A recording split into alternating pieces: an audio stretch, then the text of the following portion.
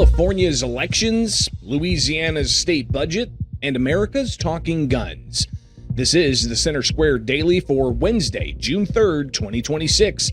I'm your host, Greg Bishop. Voters in the November election starting to get a good sense of what will be on their ballots across the country, with several states having their primaries Tuesday. The biggest news comes out of the largest state in the country, California. With the latest developments out of the Golden State is the Center Square, California reporter Madeline Shannon. Madeline, a lot of eyes are on the makeup of Congress heading into the midterm, and there's a lot to say about all of the different California races that the team for the Center Square covered yesterday. But what can you tell the audience about why California's election outcomes matter? Because a lot is at stake in the November election, and a lot of voters came out in support of several different Republican candidates and Democratic candidates in various congressional races in California, so that they could not just vote on who is going to make up their congressional representation come November, but also so that they could elect people who will represent their interests on a variety of different issues that Californians care about, not just in the primary election that we had last night, but in the November election later this year. Would it be safe to say that California can kind of act as a bellwether for some of those states that are more kind of Democrat strongholds? Are they going to see some chipping away at that power and influence in a state like California? I don't think so. A number of Democratic candidates came out ahead last night in opposition to Republican candidates.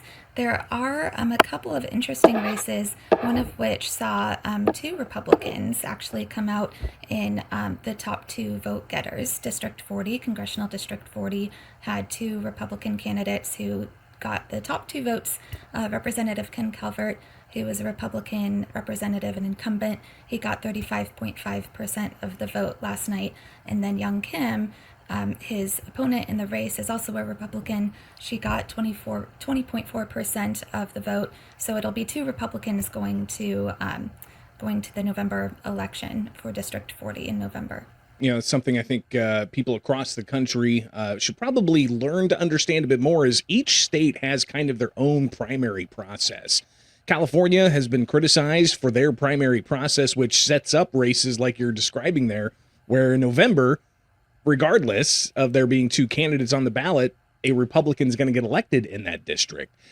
Explain a bit about California's primary process and how it allows for that type of what some may criticize as a lack of choice come November.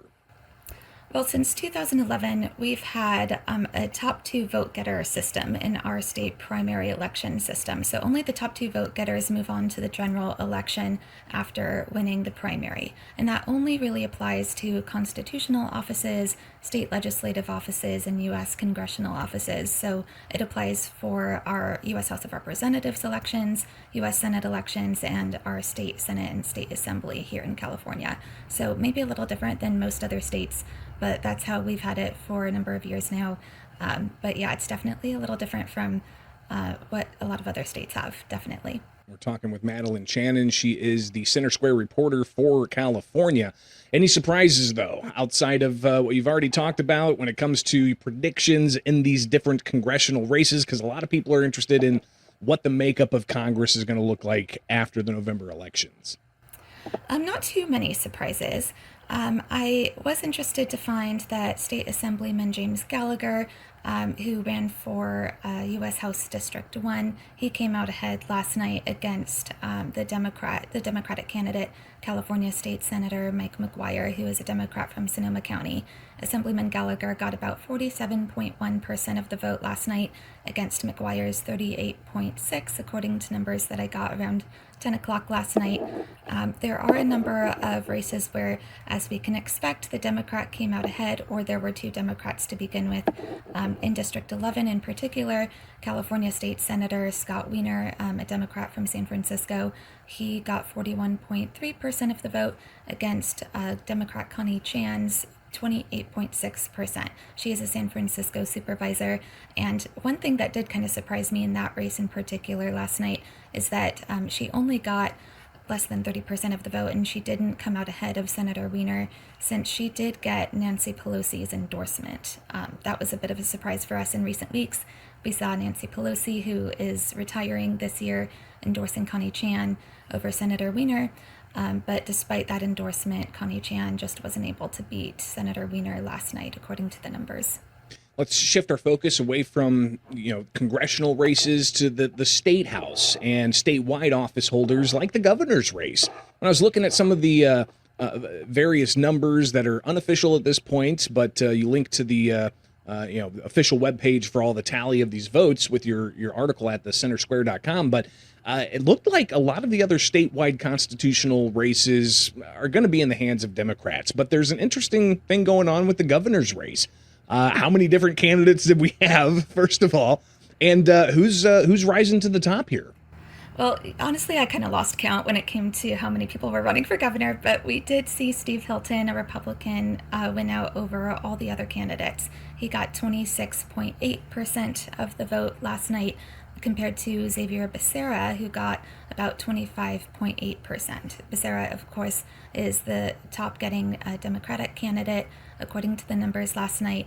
And then we also have Tom Steyer, who himself is a Democrat and a billionaire philanthropist. He funded the campaign to pass congressional redistricting in California last year. Tom Steyer got 19.7% of the vote, while Chad Bianco, the Riverside County Sheriff and one of the Republicans in the race, only got about 11.4%. So those were some of the top four. Those were the top four who came out ahead last night. But Steve Hilton, of course, came out ahead of everybody else with that 26.8. But again, you've got those two only able to go to that November election. How is that going to shape up this campaign season between now and November 3rd? Well, it'll certainly be interesting to see Steve Hilton and Xavier Becerra go head-to-head in the coming months leading into the November election. So we'll see what they do, and we'll see what they say about each other and about what they want to do if they are elected.